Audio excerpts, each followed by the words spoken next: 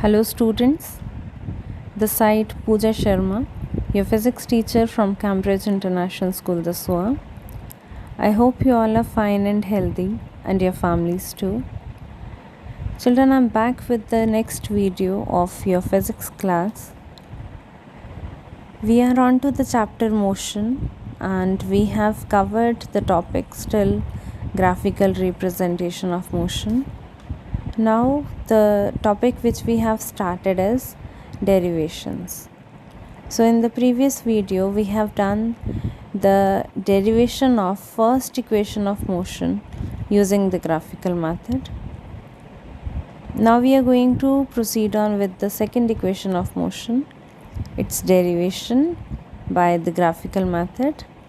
But before that, let's have a recap of what we have done in the previous video, that is regarding the first equation, because the points which are very much important for doing derivation, if those are clear to you, if you do the recap of all those things again and again, you will not face any problem at the last. So the first thing you need to keep in mind is draw the axis, write the correct quantities, time always on x-axis and velocity on y-axis, because time is independent, so it will be always on x-axis. Then this is your velocity time graph. Then you are going to have a slope, inclined line to time axis. That line is going to give you the acceleration, and through there only you are going to have your first equation of motion. One thing which we need to keep in mind is that the graph, the slope will not going to start from origin, because if it start from origin, it means the initial velocity will always be 0, but it can be, it cannot be. So we take a point other than 0 so that we adjust it as per the requirement. So this is all about the previous video. Now let's get started with the today's session, derivation of second equation of motion by graphical method.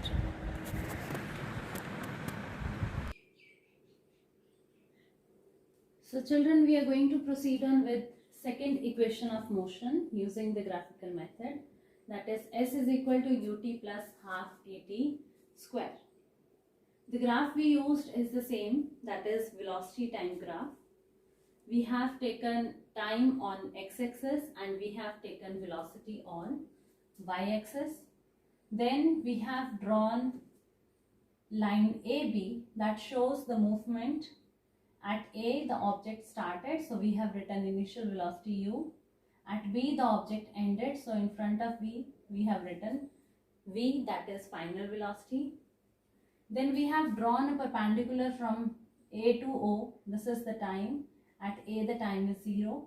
A perpendicular is drawn from B onto time axis, that is C.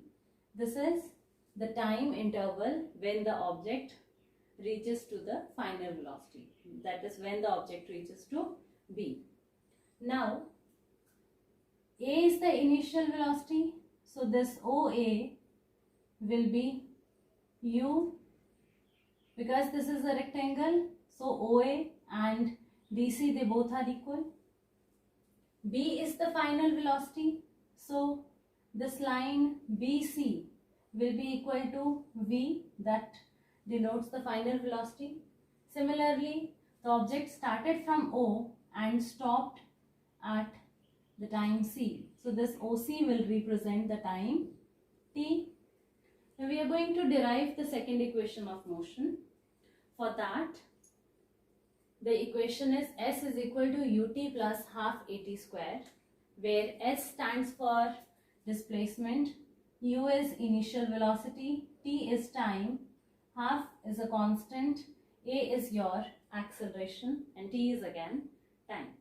So we have to find out displacement, and displacement is by the area under that graph. So we have the line AB and the area under this line is ABDCO. Okay, so displacement is equal to area of trapezium ABDCO. Now the second step which we have to follow is we have to split this area into two portions. One is the area of triangle and second is the area of rectangle.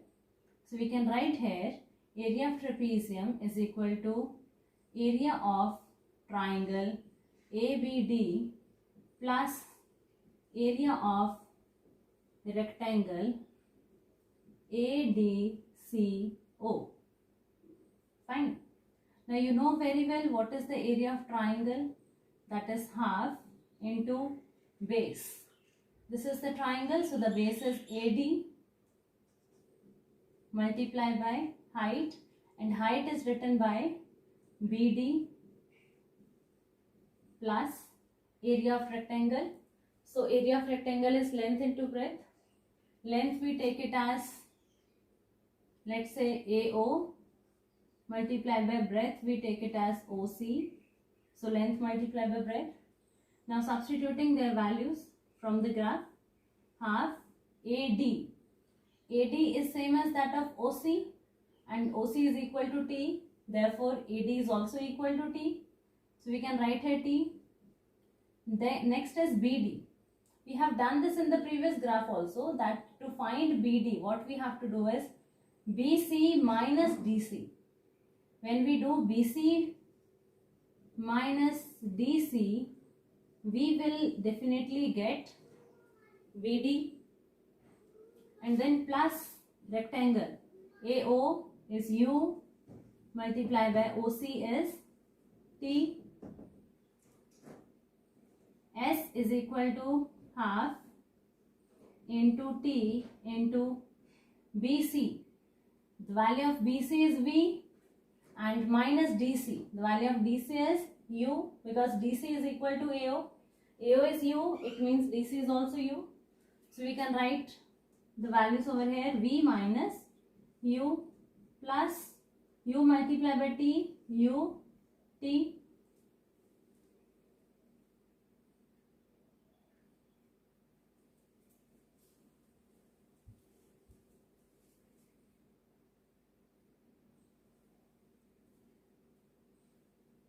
Now children, I have written the last step again. So we reach till this step, half into base AD written by T and BD written by V minus U plus area of rectangle, that is U multiplied by T. Now if you remember, your first equation is V is equal to U plus AT. From there we can have V minus U is equal to AT. U, if I take it on another side, the sign will change. Fine. So we can put this, let's say this is equation 1, let's say this is equation 2. So we can write here, substitute equation 2 in 1. So now we will be having half into T into, instead of V minus U, now we will use AT plus UT. So that is S is equal to half A T multiplied by T is T square plus U T, or we can also say that S is equal to UT plus half AT square. This we can get by rearranging. If you can write like this also, this is also correct, or you can rearrange and get the equation. So this is how we have to do the second equation. Now let's do a recap, a quick recap of what we have done today. I'm going to do the recap from the graph itself. So we have taken the velocity time graph. Velocity we have written on y-axis, time we have written on x-axis because time is independent quantity, so it will be on x-axis. Then we have taken O is your origin. We started the object from A. It means it's not starting from 0 always. It can have some other value as well. From A, it reaches to, let's say, a point B. So this is the total journey, the total path, the slope of the graph. Now we have to derive the second equation, that is S is equal to ut plus half at square, where S stands for displacement, U for initial velocity, T for time, and A for acceleration. Now you know that A is the initial position, so we have written here U. B is the final position, so in front of that on velocity axis we have written V. At A the time is 0. At B onto the time axis we have written the time as T. Now for finding the displacement we have to see the area under that curve, under that line, under that slope. So this is a kind of trapezium. For deriving second equation we have to split this trapezium into two parts, a rectangle and a triangle. So we have to find out the area of triangle plus area of rectangle, and then we are going to get the equation. Area of triangle is half into base into height. You put the values. Area of rectangle is length into breadth. We put the values. At the last we get this equation when we are putting the values of area of triangle. Half into base is T and height is BD, that is V minus U. Now in equation we don't require V. Fine. So we have to replace it. So we know that our first equation is V is equal to U plus AT. From here we have taken out the value of AT, that is V minus U. Let's say this is equation number 2. So now we are going to substitute this equation number 2 in our equation number 1. It means that S is equal to half T multiplied by, instead of V minus U, now we will write AT plus UT as it is. So when you solve this, this is half A T multiplied by T is T square plus UT. On rearranging the terms, we get the equation S is equal to UT plus half AT square.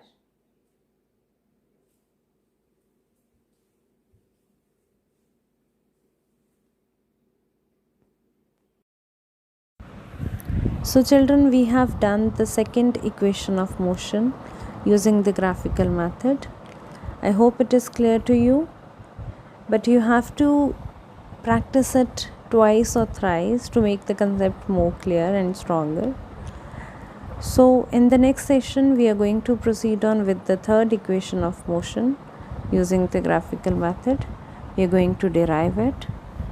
Till then, take care of yourself, your family, and stay safe, stay healthy. Thank you so much.